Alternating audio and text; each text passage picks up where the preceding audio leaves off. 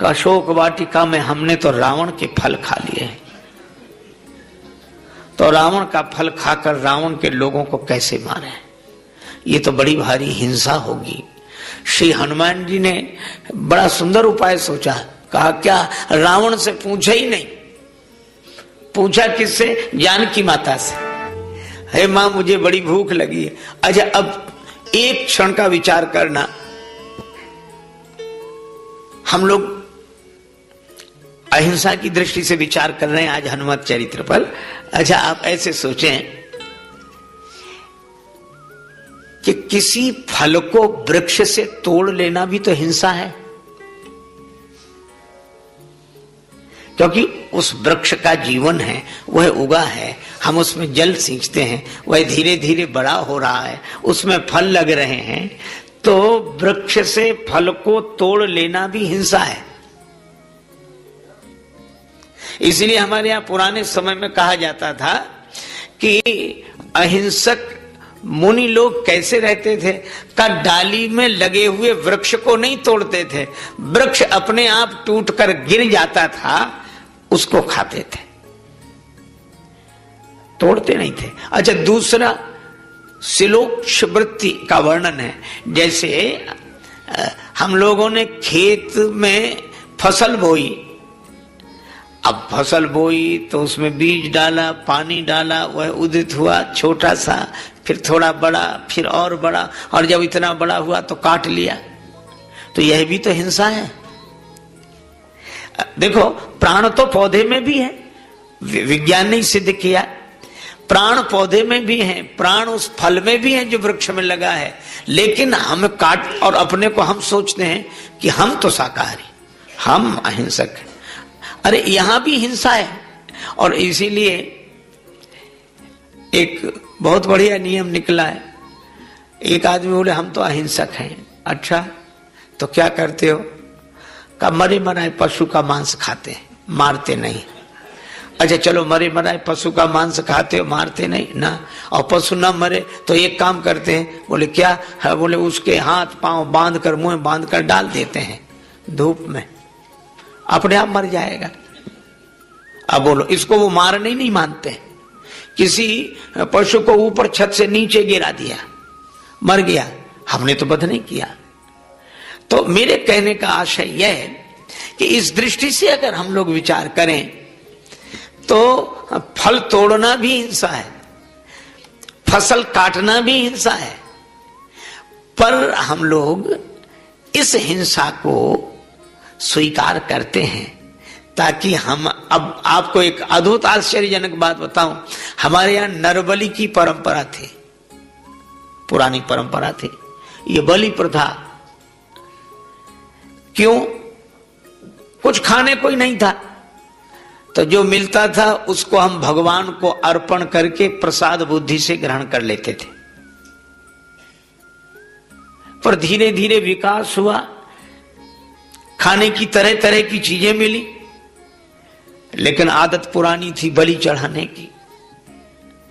तो महात्माओं ने बड़ा सुंदर उपाय सूझा कि देखो, तुम्हें नरबलि का पुण्य मिल जाएगा, लेकिन नर की बलि मत चढ़ाओ।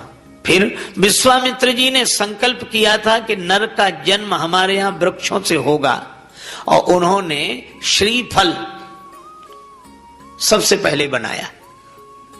पर ब्रह्मा जी आदि सब ने प्रार्थना की कि अब आप ऐसा मत करो, तो विश्वामित्र जी मान गए, और त्रिशंकु उल्टे ही लटका रहा, आज तो भगवान जाने अब तक लटका है।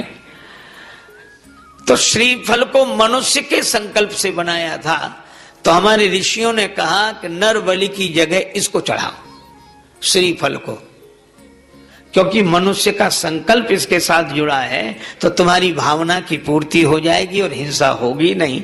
तब से हम श्रीफल चढ़ाने लगे, और श्रीफल का ये नरबलि के अर्थ में चढ़ा था, इसलिए नरबलि का रूप बिगड़ते बिगड़ते नारियल हो गया, और हम लोग आज तक उसी को चढ़ाते चले जाते। तो मैं आपसे चर्चा कर रहा था कि इस दृष्टि से अगर विचार करें तो हम लोगों ने बहुत सुंदर सुंदर उपयोग किए हैं। और हनुमान जी ने भी फलाहार तो किया रावण की बगिया का,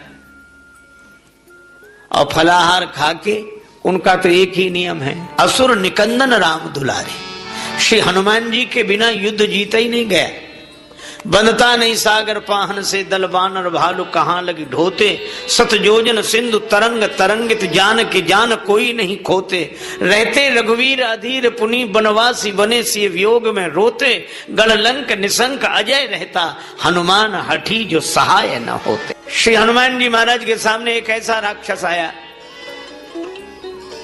जिसको वरदान मिला था कि तुम्हारे सामने जो आएगा उसे देखोगे, तुम्हारे देखते ही भस्म हो जाएगा। उसके सामने लड़ने जाए कौन? जो जाए वही भस्म हो जाए। राम जी को बड़ी चिंता हुई। ब्रह्मा जी के वरदान की भी लज्जा रखनी है, और हनुमान जी के सामने लड़ने जाए कौन? जो जाएगा वही भस्म हो जाएगा। उस राक्षस के सामने कौन लड़ने जाए? कोई नहीं गया। श्री हनुमान जी ने कहा कि प्रभु आप चिंता न करो, सूरदास मोसो जन जाके ताई कौन सकराई, हमें भेजो। अरे हनुमान, तुम्हारे अमंगल की तो हम कल्पना नहीं कर सकते, और वो तो जिसे देखेगा, वो जिसकी शकल उसे दिख गई वही भस्म हो जाएगा। हनुमान जी बोले आप चिंता मत करो, हमें भेजो। अच्छा जाओ। तो हनुमान जी ने बड़ा सुंदर काम किया, उससे लड़ने गए। अब सोचने लगे कि इसके सामने जाएंगे, ये देखेगा तो हम भस्म हो जाएंगे। तो हनुमान जी ने एक बहुत बढ़िया काम किया। कुछ नहीं, किसी शस्त्र अस्त्र की जरूरत नहीं समझी। गए, अपने सामने इतना बड़ा शीशा लगा के गए, और शीशे के पीछे खुद, और ऐसे सीधे गए। तो जो उसने शीशे में देखा, तो शीशे में उसे अपनी ही शकल दिखी। शकल दिखी तो जलकर भस्म हो गया। हनुमान जी ने कहा जय हो जाए। ऐसा ऐसा कार्य श्री हनुमान जी महाराज करते हैं, अद्भुत। रावण तक परेशान था। रावण को सबसे ज्यादा चिढ़ थी। वो आंख बंद करता तो हनुमान जी की पूंछ दिखती, और आंख खोलता तो जली हुई लंका दिखती। इस वानर को बताना चाहिए। 4 तरह की सेनाएं भेजी, हाथी पर सवार सैनिक, घुड़सवार, पैदल, रथी, सब। और चारों सेनाओं ने हनुमान जी को घेरा चारों तरफ। लक्ष्मण जी बड़े चिंतित हुए कि हनुमान जी अकेले हैं। भगवान बोले हनुमान जी अकेले काफी हैं, तुम चिंता मत करो।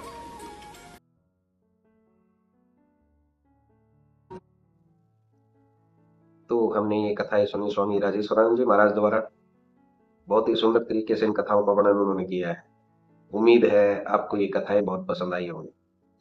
अगर आपको ये कथाएं पसंद आई हैं तो चैनल को सब्सक्राइब कीजिए, वीडियो को लाइक और शेयर कीजिए, ताकि इस तरह की प्रेरक और हास्य कथाएं हम आपके लिए लेकर आते रहें। आपका बहुत बहुत धन्यवाद।